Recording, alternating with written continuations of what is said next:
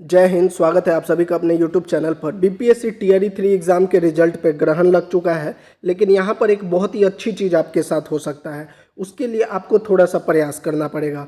कहते हैं ना, आपदा में अवसर, तो यहाँ पर एक बहुत ही अच्छा अवसर है, उसके बारे में बात करेंगे। साथ ही सुप्रीम कोर्ट की जो सुनवाई होनी है उस पर बात करेंगे। कट ऑफ पर क्या फ़र्क पड़ सकता है उस पर भी बात करेंगे। चलिए वीडियो को शुरू करते हैं। तो हम किस बारे में बात कर रहे हैं, देखिए, टीआरई 1 हो या टीआरई 2 हो, अभी कल ही जो है हाई कोर्ट की तरफ से बीपीएससी को और बिहार सरकार को लताड़ लगी है। किस विषय में? कि टीआरई 1 में फर्जी अभ्यर्थियों को भर्ती कर लिया गया। उसके अलावा आप लगातार देख रहे हैं कि टीआरई 2 टीआरई 1 के लगातार फर्जी अभ्यर्थी जिनका डॉक्यूमेंट गलत है या फिर क्वालिफाई नहीं है, उनको भी सिलेक्ट कर लिया गया है। इसको लेकर लगातार जो है नियुक्ति रद्द हो रही है। तो यहाँ पे अब जैसा कि आपको पता है कि रिजल्ट जो है कम से कम 1 महीने बाद ही आने वाला है। तो इस बीच अच्छा ये हो सकता है कि बीपीएससी रिजल्ट से पहले जो डॉक्यूमेंट वेरिफिकेशन का काम है वह करवा ले, क्योंकि मैक्सिमम देखा गया है जो टीआरई 1 और टीआरई 2 में आउट हो रहे हैं वो डॉक्यूमेंट वेरिफिकेशन में जो है गलती हुई है, जिसकी वजह से जो योग्य अभ्यर्थी थे, जो सही अभ्यर्थी थे, उनकी जगह पे इनको भर्ती कर लिया गया। तो अब टीआरई 3 में यह किया जा सकता है कि जो 1 महीने का अभी समय है, क्योंकि रिजल्ट अब 1 महीने के बाद आएगा, तो इस बीच में जो है डॉक्यूमेंट वेरिफिकेशन कर लिया जाए, ताकि जो फर्जी अभ्यर्थी है जिनके पास डॉक्यूमेंट नहीं है वह आउट हो जाए और जो जेन्युइन कैंडिडेट है वह बच जाए। इससे क्या होगा कि एक तो अभ्यर्थियों को लाभ होगा, उस पे से जो सही में क्वालिफाइड योग्य अभ्यर्थी है जिनके पास सही डॉक्यूमेंट है उनका जो है सिलेक्शन हो जाएगा और फर्जीवाड़ा भी कम होगा। लेकिन यह तब हो पाएगा जब जितने भी शिक्षक नेता हो या फिर जितने भी ये छात्र नेता हो या फिर जितने भी यूट्यूब पे जो शिक्षक है, बड़े बड़े शिक्षक हैं जो छात्रों के हितैषी बने हुए हैं, उनको यह बात उठानी पड़ेगी कि रिजल्ट से पहले डीवी करवा लीजिए। लेकिन वो अभी कोर्स बेचने में लगे हैं कि टीआरई 4 का कोर्स। ठीक है, आप कोर्स बेचिए, लेकिन टीआरई 3 की जो भर्ती है पहले इसको पूरा आप करवा लीजिए। तो इसके लिए आपको आवाज़ उठाना पड़ेगा कि डॉक्यूमेंट वेरिफिकेशन आप तब तक करवा लीजिए।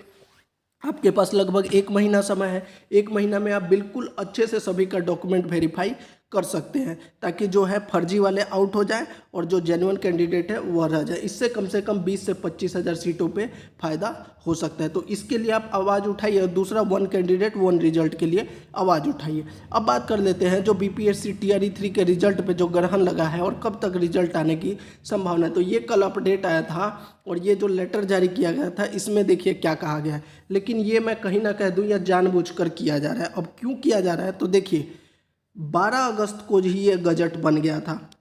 कोर्ट का डिसीजन पहले आ गया था, 12 अगस्त को ये गजट बन गया। अगर बीपीएससी चाहती तो ये 13, 14 या 15 अगस्त तक ये नोटिफिकेशन निकाल कर अब तक कर दिया गया होता कि सुधार कर लीजिए, आपका जो भी ये कैटेगरी चेंज करना है अब तक हो गया रहता। लेकिन यह जानबूझकर देरी की जा रही है, क्योंकि अगर अभी तक हो गया रहता, अब तो रिजल्ट का समय आ गया, रिजल्ट के समय आ गया, तब आप ये अब कह रहे हैं कि आप इसको सुधार कर लीजिए। अब देखिए इसमें आगे क्या होने वाला है। एक तो ये सुधार कर लीजिए 2 सितंबर से, इसमें देखिए यहाँ पे लिखा हुआ है 2 सितंबर से 23 सितंबर तक तो अब ये सुधार होगा।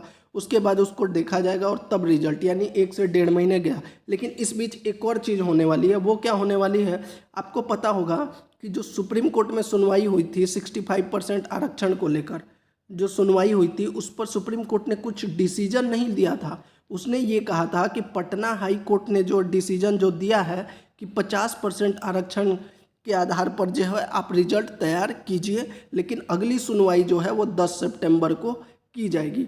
तो अब इस बीच जो है 10 सितंबर को सुप्रीम कोर्ट में भी सुनवाई होगी, और अगर कहीं डेट उसमें भी बढ़ जाता है तो ये फिर मामला जो है और आगे खींचेगा।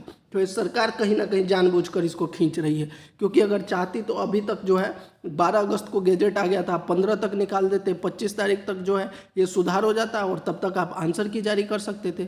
लेकिन ये जानबूझ के टीआरई 3 को अभी लंबा खींचा जा रहा है, और उम्मीद रखिए कि आपका अक्टूबर से पहले जो है यह नहीं होने वाला, रिजल्ट नहीं होने वाला। अभी तक आंसर की भी नहीं आया है।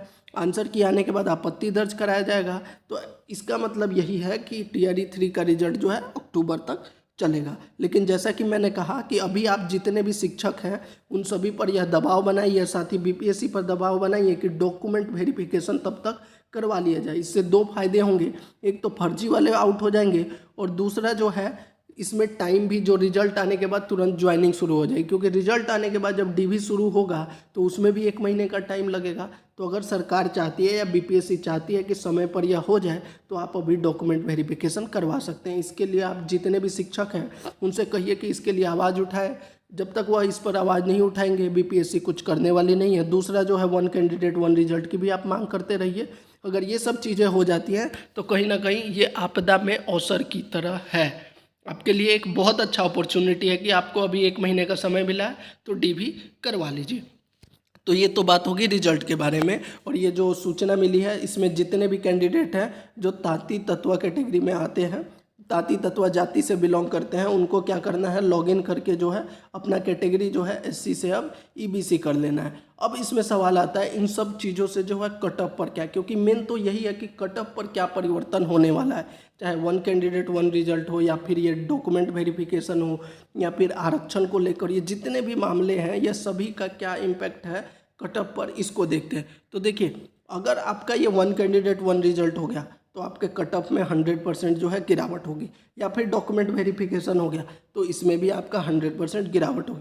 अब एससी एसटी का जो ये आरक्षण का मुद्दा है जिसमें ये ताती तत्वा करके जो जाति है इनको ईबीसी में शामिल किया गया है, तो इससे कट ऑफ पर क्या फ़र्क पड़ सकता है, क्या इससे भी कट ऑफ पर फर्क पड़ेगा? तो देखिए आपका जो ये पीआरटी का एक एग्जाम्पल ले रहे हैं कि पीआरटी का मान लीजिए ये कट ऑफ बन रहा था, तो इसमें इससे क्या फ़र्क पड़ेगा? देखिए इससे इतना ज़्यादा फर्क नहीं पड़ेगा। ये जो सूचना है ये इस पे जो है इसका जो ज़्यादा इम्पैक्ट नहीं होगा। क्यों?